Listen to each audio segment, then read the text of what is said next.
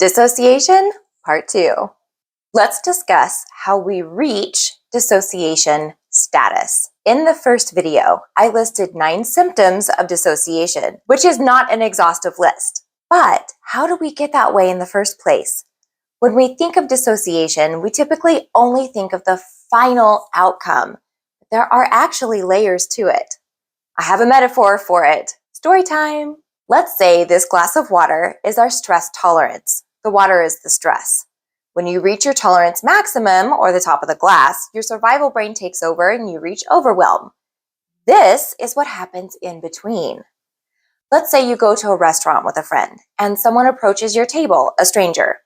They are being obnoxious and offensive, and you feel unsafe because they have violated your expectation that they would respect the social standard of this table being your current space.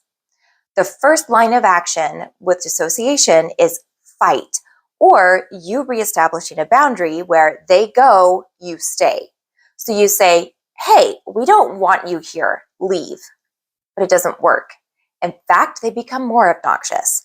Your threat level increases and you elevate to flight, or reestablishing your boundary with they stay, you go. So you say, you know what, you keep the table, we're out of here. And you and your friend get up to go get reseated or even leave. But let's say that doesn't work. They grab your arm and won't let go. Your threat level increases and you elevate to fawn/freeze.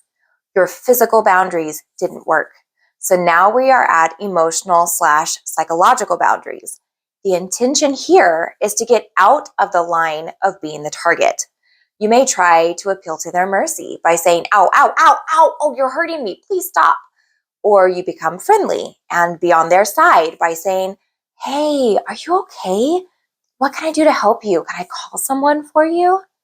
Or you simply freeze and stare at them in terror in the hopes that in the lack of interaction, that will make you unappealing as a target since you aren't engaging anymore. Now, this decision isn't made consciously at this point, you are reacting.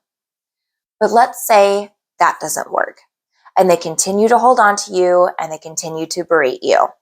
Your last option for establishing a boundary is for your brain to up-level you one last time to what we generally call dissociation, which is where your brain will soften your conscious awareness of what is happening by lessening your sensory input. You may hear a ringing in your ears rather than the music.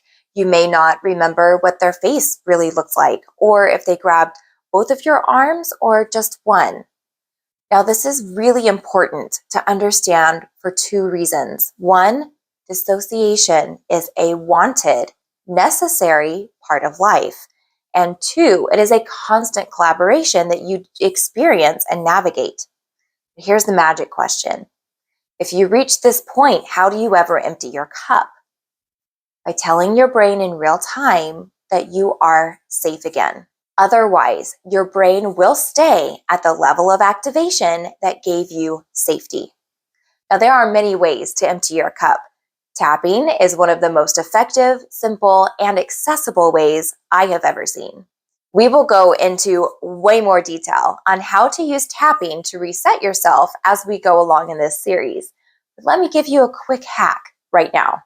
Let's say you know you are focused on something and feeling something from the past. 5 minutes, 5 decades ago, it doesn't matter. It's past news in time, but not in your body. Or maybe you're fearing something in the future. Same approach. So tap and ask yourself simple and easy yes or no questions about this moment that you're in right now. Am I sitting right now? No. Do I have a ceiling above my head? Yes. Are my hands the same temperature as my knees? I think so. Can I wiggle my pinky toe? Is my scalp itchy? Do I have a song stuck in my head right now? Is the taste in my mouth right now pleasant? Does my shirt smell like my laundry soap right now? Notice these questions are all sensory related, meaning you will have to use your senses to answer them. And they are unusual, meaning they have some novelty to them. Curiosity is a great way to engage your subconscious brain, which is where your survival mechanism sits. You don't have to address the issue or compare then to now. Simply focus in on right now with odd questions. What does the crook of my elbow smell like? This will not unhook the live wires to those events. More on that soon. But it will allow you to transport yourself back to the present moment and experience appropriate responses to what is currently happening and start to feel some empowerment over where your consciousness is in space and time. See you for part 3.